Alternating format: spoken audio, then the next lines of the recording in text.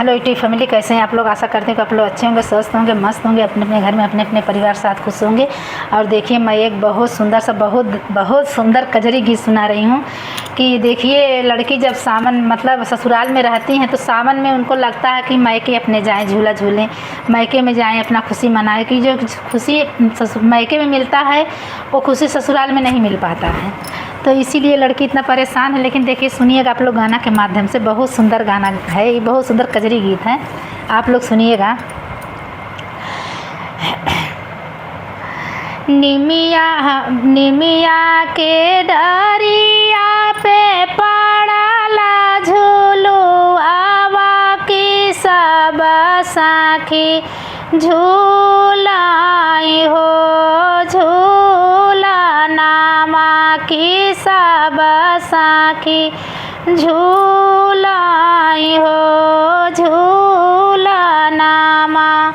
निमिया के डरिया पे पड़ला झूलुआवा की सब साखी झूलाई हो, झूलुआवा की सब साखी झूलाई हो, झूला नामा। हमारे जब पाई के काठी ना करे जावा कीजे कर बेटी सामान में सासुरामा कीजे कर बेटी सामान में सासुरामा। निमिया के डरिया पे पड़ला ही डोलाना की सब साखी झूलाई हो, झूलुआवा की सब साखी झूलाई हो, झूला नामा।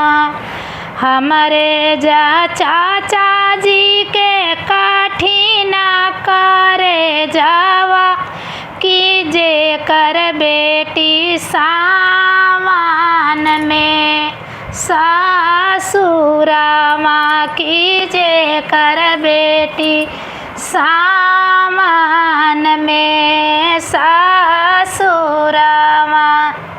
निमिया के डरिया पे पड़ला ही डोलाना की सब साखी झूलाई हो, झूलुआवा की सब साखी झूलाई हो, झूलुआवा।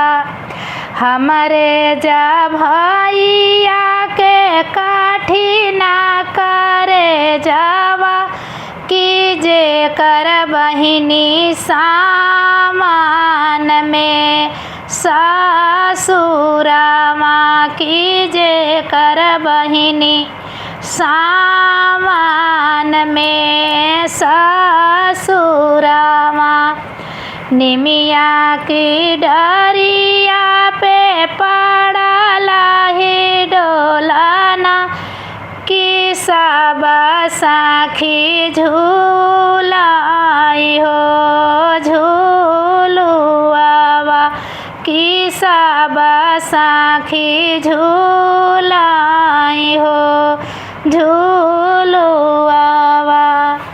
आजू जहोती मोरी अपना मायरिया नैहरामा में जाइत झूले, झूलुआवा नैहरामा हमहूँ जाइत झूले, झूलुआवा। निमिया की डरिया पे पड़ला झूला नामा की सब साखी झूलाई हो, झूलुआवा की सब साखी झूलाई हो, झूला नामा। हमारे जबा पाई के काठी ना करे जावा कि हम हूँ जताड़ा पी हो ससुरामा की हम हूँ जताड़ा पी ससुरामा। कैसा लगा है मेरी कजरी गीत? आप लोग सुन के कमेंट करके ज़रूर बताइएगा।